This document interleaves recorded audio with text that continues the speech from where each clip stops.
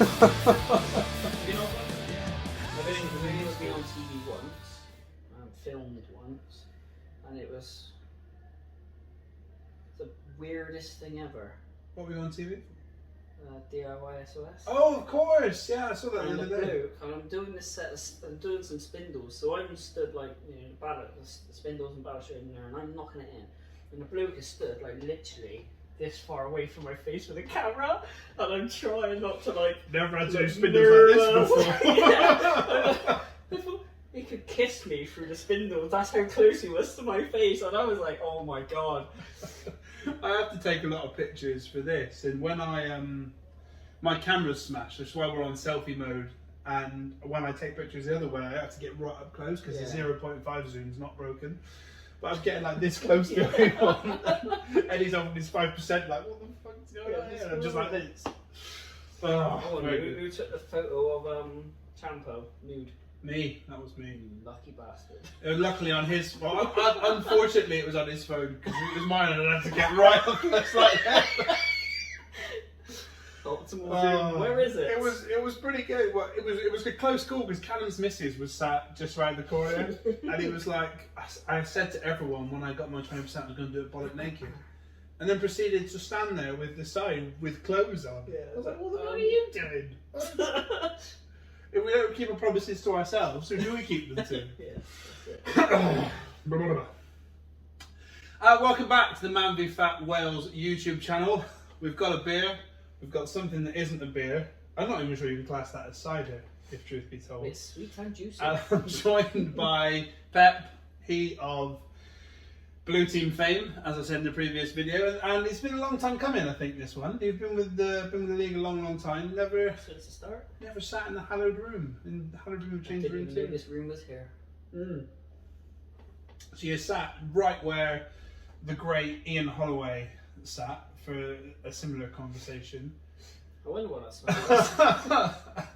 And very rarely, I don't think anyone's ever done this. You've dressed for the occasion. Yes. With me today. Do you want to explain to everyone that likes Premier League football what you're wearing? So there's a team that nearly went to the Premier League a couple of seasons ago. 2006, I think you'll find that was. It's been that long. Well, you made the playoff final in 2006. I think you've had promotion pushes since then that have come to nothing. But I think 2006 was your closest efforts. Thanks, mate. That's fine. I mean, I'm glad to see that blue's been punctured so early on in this. 2006. So what would that be?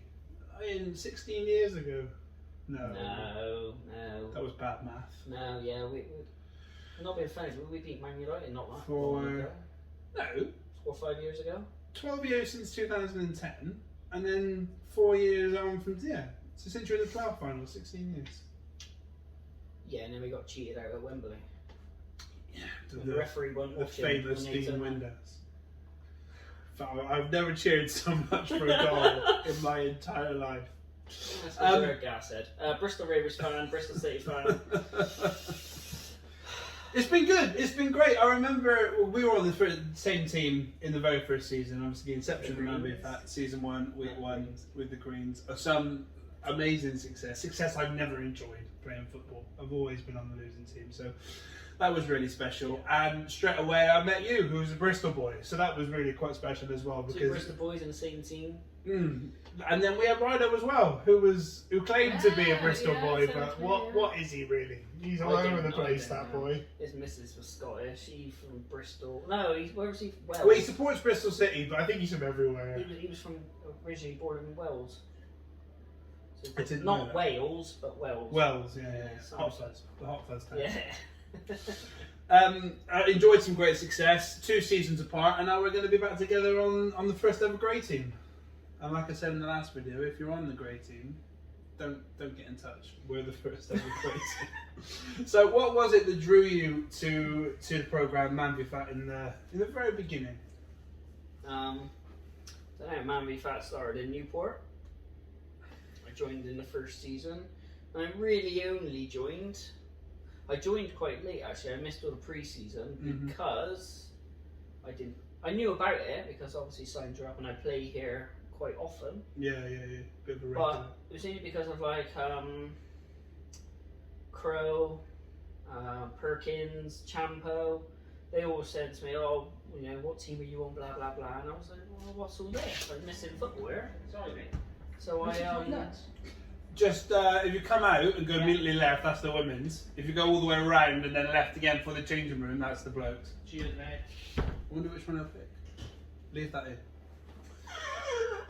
Which team are you on? Perkins is saying it. Champo's saying it. Which team are you on? Which team are you on? And I was a bit like, "Oh, what's all this football?" And they were like, "Oh, MANvFAT." And I thought, I could lose a few. I'm a bit of fun. I could lose a few. And then again, I love playing football, so it was more football for me to play. Mm-hmm. So I thought, all right, yeah, sod it. Fair enough, I'll go for it. The first season, didn't really care about losing much weight because I was just thinking, oh, it's another game of football. Mm. But then when you understand like players and they become your mates, and then you don't just do it for yourself, you do it for them. I didn't want to be the only one that was not lost any weight and was adding goals to our score. For sure.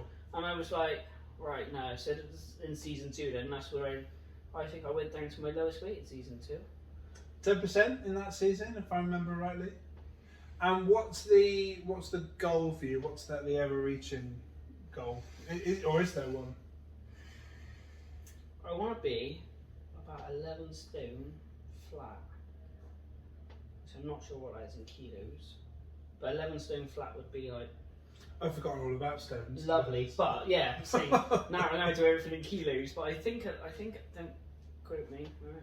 I think 11 stone is about 73. If you're wrong, Cronin will call you out.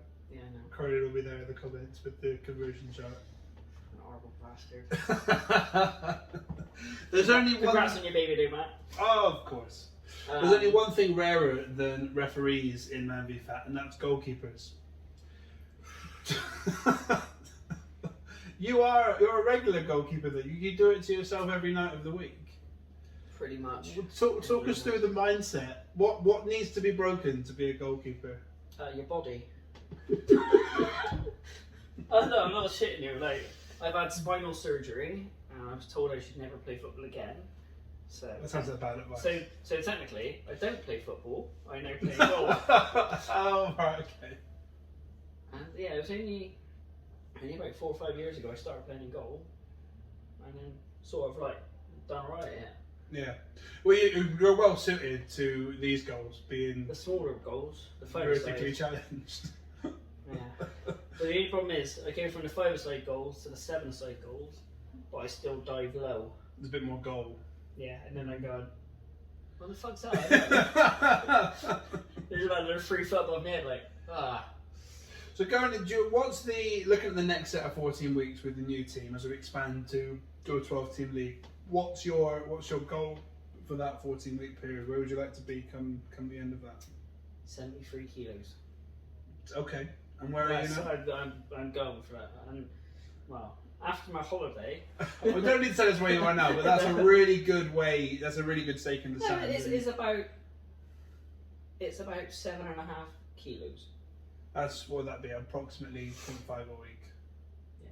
Very achievable. And you've got a good team around you, and Ross, to help get you there. Well, I say Ross, he's the first name that came to my head, but he's also done very well. He's going to go terrible because he's off to Florida for 2 weeks. That's like 2.5, isn't it? Something silly like that. 2.5 4 weeks off.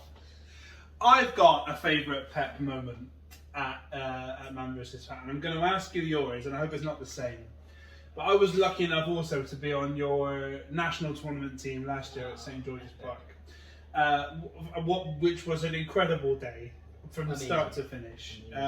Our team was fortunate enough to finish in the quarterfinals. 4th or 5th, something like yeah, well, I mean, in the bottom 4 of the final 8, which is incredible. We lost on penalties as well, so you could probably put a good case in for 5th. And it went to a penalty shootout, and obviously we have you. The other team make a sub.